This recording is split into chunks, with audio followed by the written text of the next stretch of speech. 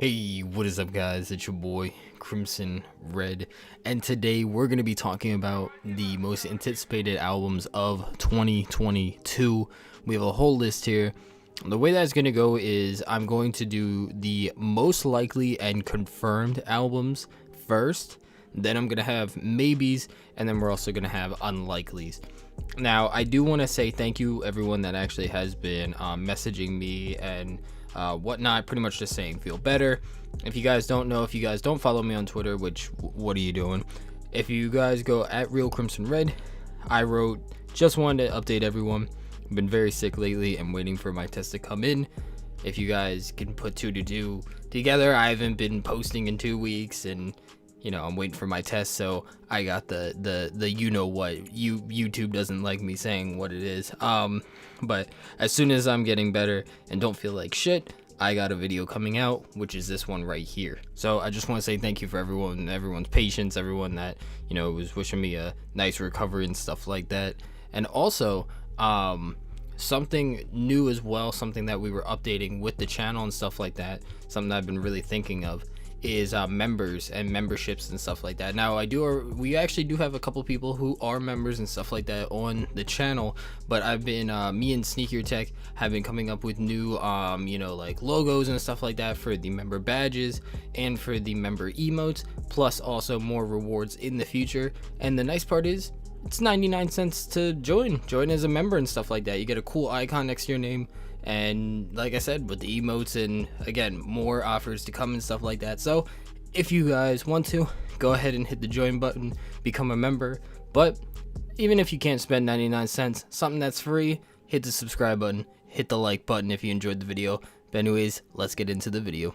Now, talking about albums that already did come out, I listened to Gunna's album, I listened to the Weeknd's album, and I listened to Cordae's album. Gunna's album had a lot of hits, honestly. I think versus like all three of these people, they honestly killed it for each genre. You know, you have trap melodic for Gunna, killed it. I honestly love the song. A lot of people, you know, there's a lot of memes going around about Pushin P and stuff like that, but can we talk about that instrumental? That shit was nuts. Besides that though, we have the Weeknd. We have the Weeknd honestly coming back with another more 80s pop, which honestly this one sounds more 80s in my opinion. And then we have Cordae, which a lot of people were shitting on Cordae. They're just like, yo, if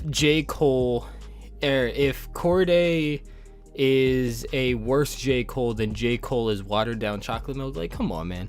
Like stuff like that, it's just like, yo, give these people their props. Cordae killed it.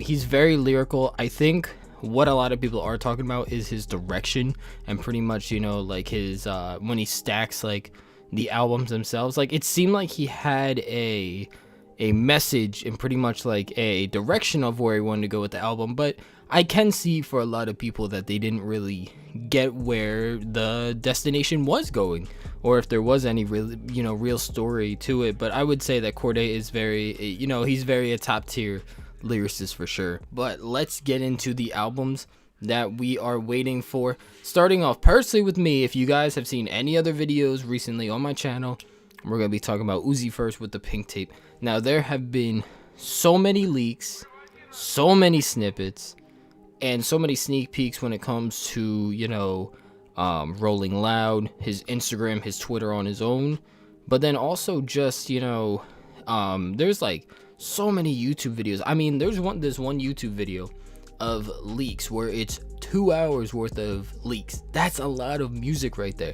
So honestly, at this point, it's pretty much just a waiting game on when we're gonna get a release date, because at this point, you know, he has material, so it's just pretty much combining it all together and getting it out. Now, we could get something this year for sure. You know, EA came out in 2020, so you know it's been 2 years now. You know, we're waiting for that next one, or we can be waiting a lot longer because EA also didn't come out when it originally was. So at this point, we're just, you know, speculating and we're waiting at this point. Next is Kendrick Lamar. Now, he has also been one that has been in hiding, but honestly for him, his albums could, you know, last decades, even longer. He could go a whole decade without dropping an album and people could still have replay value. His last one that he dropped was Damn, and right now he came back. He made a whole tweet pretty much just saying like, yeah, you know, I haven't been on my phone, I haven't been on social media, just kind of meditating, finding myself, and this is going to be his last Top Dog Entertainment album. And he hopped on features with Baby Keem, and honestly, one of the biggest things that he did that I personally haven't seen, and I would say like on Damn, he did make a lot of like mainstream, you know, eyes and ears open up from, you know, like Be Humble and DNA and stuff like that. But I don't think anything has been the closest to what he's done with Baby Keem so far on the features. You have you know, Smoking on Your Top 5 Tonight. A lot of people fucked with that. A lot of people, you know, were really into that because it seemed from more of his core fan base, they're like, okay, the king is back, you know, everyone's getting excited on that aspect. And then when he did the song with, you know, Top of the Morning, that was more for mainstream. That was more like, you know, I see that shit on TikTok all the time. That shit was, you know, very popular on there. So now he has both sides, and he has so much momentum to actually drop something and it to be really good. Now, just to, you know, put this out here, I don't think that he needed to do this. He could probably come out of hiding, drop the album the next day after that tweet, and he'd still probably get, you know, two to 500,000 honestly sold. But this is really good, you know, like advertisement and promotion to honestly drop this album and it be album of the year pretty much. Next we have Kid Cudi with Intergalactic. This is something that was very interesting to me. I was never really a huge Kid Cudi fan. I know a lot of people, you know, if you know Kid Cudi, you really associate that with Day and Night. It's pretty much the main big one that everyone does. But interestingly enough, when Travis Scott and Kid Cudi came out with The Scotts, that kind of made me listen to Kid Cudi again. And to me, it sounded different because I was like, Kid Cudi sounds like that. You know, what happened to Kid Cudi? And then I actually, you know, I listened to Day and Night again, compared to The Scotts. I was like, nah, this isn't the same Kid Cudi. Come on, man. And then I listened to his whole discography because he dropped Moon Man 3, which, by the way, great album. But I went back to the rest of his albums and I listened to 1, 2, listened to 3. And now it actually got me as a recurring listener and stuff like that, because when I heard Tequila Shot for the first time, I was like, yeah, this is going to be great. This is going to be a really good adventure. So when Intergalactic does come out, definitely going to be, you know, one of those albums that as soon as it drops, I'm going to listen to. So just really excited because of what he's dropped so far. It's been great. So again, I'm just really excited. Next, we have Playboi Carti with Narcissist. Now, a lot of people, when it came to Whole Lotta Red, a lot of people had mixed opinions and stuff like that, which I can understand. I was definitely one of those people. Christmas night, Christmas morning, however you want to call it. Waited for the album, it dropped, and I was just like, what the hell is this? Especially for the beginning part. And then once we got towards the end, it was, you know, like, oh, this is old Cardi and stuff like that. And I think it took, you know, it definitely took time to realize, it's like, okay, he's pushing a new envelope, he's pushing a new boundary. You know, let me listen to it a couple of times to really understand it and stuff like that. And even to this day, there's still some songs that I just won't listen to. But like Breathin' and I can't think of what the actual name is, but DRACO, that song, those two I can actually listen to, you know, very high energy and stuff like that. But then I can also listen to Sky, and, you know, I can listen to I Love You, I Hate You, stuff like that. It's, you know, diversity, I guess you could say. So I guess the only big thing is that we've seen merch or heard about merch for Narcissist. There was a lot of stuff about sample clearancing for Narcissist. But my biggest thing is this actually an album? A lot of people have been saying yeah, and a lot of people have been saying no. But if it is an album, what kind of style are we going to hear?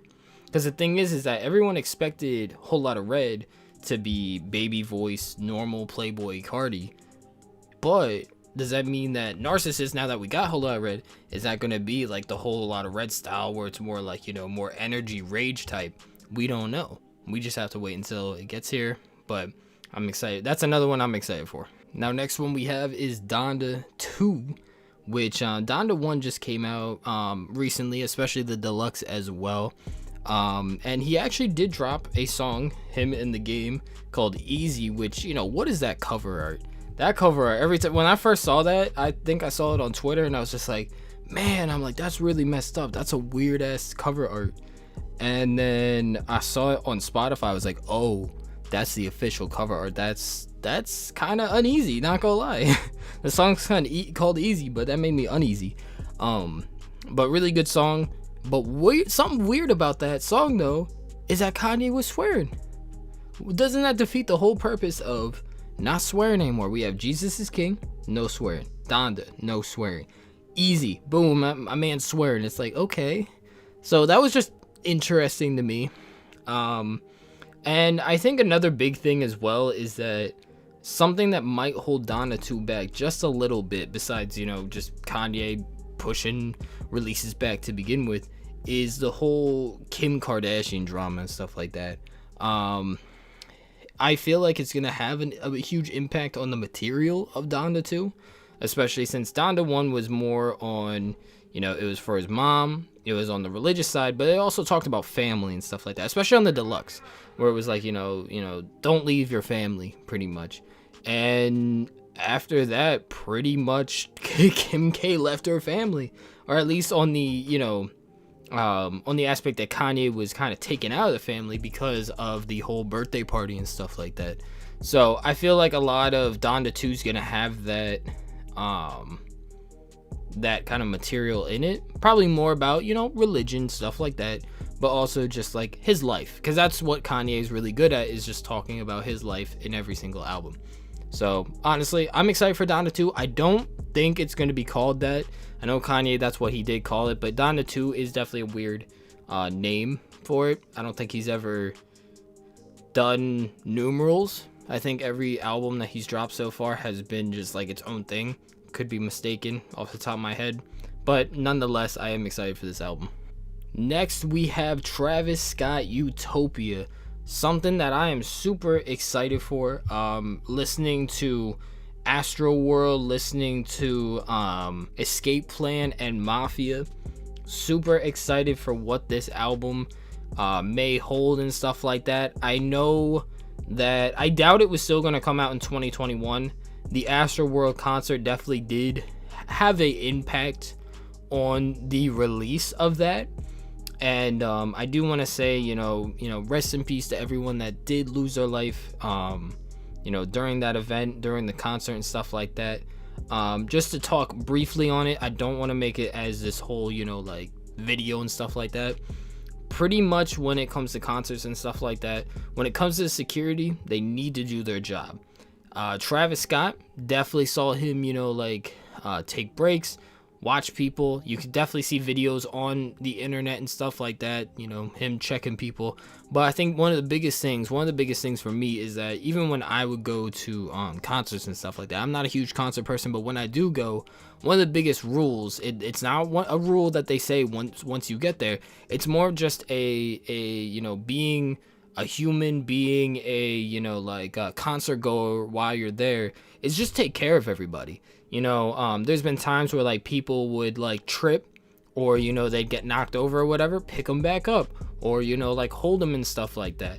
If somebody falls, you pick them up. So pretty much when it comes to concerts, I'm saying either at the Travis Scott concert itself, or even if you're listening right now and you're thinking about going to a concert next time, just take care of each other, because the security's at fault when it came to the whole gate stuff and whatnot, but they can only see so much, especially at a venue like that where it's so huge. So honestly, once you're all there, just take care of each other.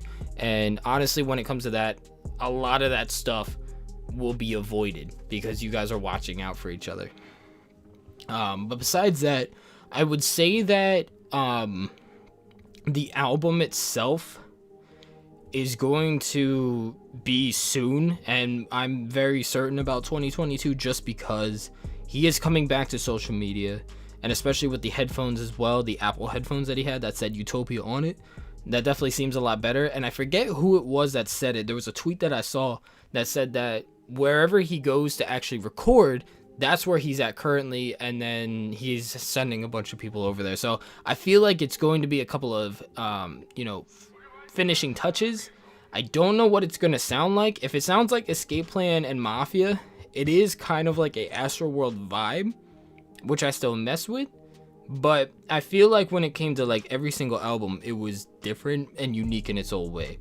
So I'm hoping Utopia is the same way and it's not an Astroworld 2, but we will have to wait and see. Next up, we have JID The Forever Story, and goddamn, man, he just dropped also a single called Surround Sound with 21 Savage and with Baby Tate, which, by the way, that beat switch, fantastic. This man, honestly, whenever he drops, he can't miss. Honestly, when it comes to trying to compare Travis Scott for psychedelic slash trap, he can't miss on his front, and JID is the same way when it comes to lyrical. I haven't heard one song from JID that I go, wow, this is a miss. Like, even with who was it? I think it was Denzel Curry. I can't think of the song that it is, but that song as well, that remix that they have, mind-blowing. It's honestly mind-blowing. So you have surround sound that came out recently. You have Enemy, which is with I think it's 21 Pilots, if I'm not mistaken. Let me check this real quick. It is Imagine Dragons, my bad. It is Imagine Dragons with JID. And you might be thinking like, okay, that's a weird pairing, but JID held on his own. Honestly, I feel like he could get on anything and come up with something to make it sound good. So when it comes to that, I'm so excited for Forever Story. And he just has that voice and like that personality and cadence that like you can't be mad. You can't be upset where it's just like, oh, you know, the beat was wrong or his flow was wrong. Nothing was wrong with him. He's honestly amazing at what he does. The Never Story was great. DiCaprio 2 was fantastic. So again, I'm excited for the Forever Story. And by the way, just to kind of, you know, talk about how excited I am for this, he is my number one in the XXL pick. Like if out of everybody, he's number one in my heart, to be honest. Now next up we have Mask the Slump God. His last album was Sin City, which was a mixtape. It was not an album, it was a mixtape. He even said that too. So it was kind of like a warm-up for whatever he's going to make you know, in the future. And Stokely, which was his last album, was 2018. So that's a very long time for his last album. And something that kind of makes me think that, you know, we might be seeing an album sooner than later is because he actually did team up with Lyrical Lemonade, and they made a music video that was shot only on iPhone called Alien Sex. So in my opinion, I feel like this is a nice little way to kind of push out being like, okay, we're gonna release singles and then we can get that album out. I really enjoyed Stokely. There's still a lot of songs on there that are in my rotation. Sin City was, I would say there were a lot of songs that are still in my rotation. I would say like I have Dr. Seuss, Fire Hazard, and Yo. You know, that's probably like the three that I have. Those were on my liked playlists and stuff like that. Again, it was just a mixtape. We really didn't think much of it. It was a nice, you know, it was not something to feed us, you know, since he hasn't, you know, pretty much dropped an album in that long. So I feel like this is hinting at, with this Lyrical Lemonade video, I feel like it's hinting at we're getting an album closer than we realized. Get into the maybes. Now for these ones, there's been pretty much no, you know, like indication that anything's dropping or anything like that. But they kind of have this way of like dropping randomly, or they just kind of drop at like a certain time. So I feel like Future, Lil Baby, 21 Savage, Nav, Joey Badass, and especially Eminem. Eminem is definitely one of those like people that will just drop whenever. I personally didn't think that he was gonna drop Music to Be Murdered By. That shit was so random. So when it comes to Eminem, I would say like Eminem and maybe Future, I would say would just be like completely random. But if I see Lil Baby, 21 Savage, Nav, or Joey Badass drop, it'll definitely be a something that'll be have promotion and go along with it and stuff like that. But I could see them dropping. I could maybe see them dropping because they're just somebody that they'll bring it up randomly and then just drop. Now the ones that I have on here for unlikely, but except for one, and that's J. Cole. I had J. Cole on unlikely just because he just dropped the off season, but he does have 2 albums that we know about left, and that's the main reason I put on unlikely, because I know what they are, but I doubt that he's gonna drop them in 2022, and that's It's a Boy and Fall Off, which I'm gonna let you guys know whenever they drop, both of them. I'm gonna be awake for both of them, midnight that shit. For It's a Boy, I'm gonna be awake for that, but when the Fall Off comes off, I'm probably gonna be AFK for like a week, and I mean that shit. I'm not gonna talk to anybody for a week. I'm not gonna be doing YouTube for a week. Not gonna be doing music for a week. I'm gonna be listening to it because this could be his last album, and it's probably gonna take a lot of time to honestly sit down and think about everything that he's saying, digest everything that he's saying, and then just be upset because it's like, damn, this is his last album. But in all respect, we should be happy about, his career that he had, not that this will be his last album, because he's been in the game for a long time. So J. Cole, I doubt he's going to drop in 2022, but we can expect 2 albums on the way. Same with Uzi for Forever Young and Love Is Rage 3. Again, I doubt we're going to get 3 albums in 1 year, but we do know about those ones. And then I would say DJ Khaled, he always drops like a group album and stuff like that. I think he's been dropping them yearly, but for him, it's really unlikely. It's sporadic. It's, whatever. But we do know that DJ Khaled always drops an album. I put Young Thug on here. Not really sure why. I know he just dropped an album, but he could do a, he could either do, I would say, like his own album like he did, or he could do kind of like a Slime Language. So like he dropped Punk, and that was actually in 2021, which was the same time around when he dropped Slime Language 2. So I feel like, and he's actually looking at his discography, it looks like he's actually been dropping every single year. He did a joint collab with Chris Brown in 2020. So honestly, it's possible. I'm still gonna say it's unlikely because he just did Slime Language 2 and Punk, but that's just me. And then also I would say NF. I don't know much about NF and stuff like that, but I know that he's been dropping a lot as well. It seems like a yearly consistent base, but there's been no news or anything like that. But besides that, that's pretty much all the albums that I pretty much know that will be dropping. If you guys think that I missed one, or you guys are excited for another artist that I didn't bring up, make sure to drop it in the comments below. I'll make sure to check it out and stuff like that.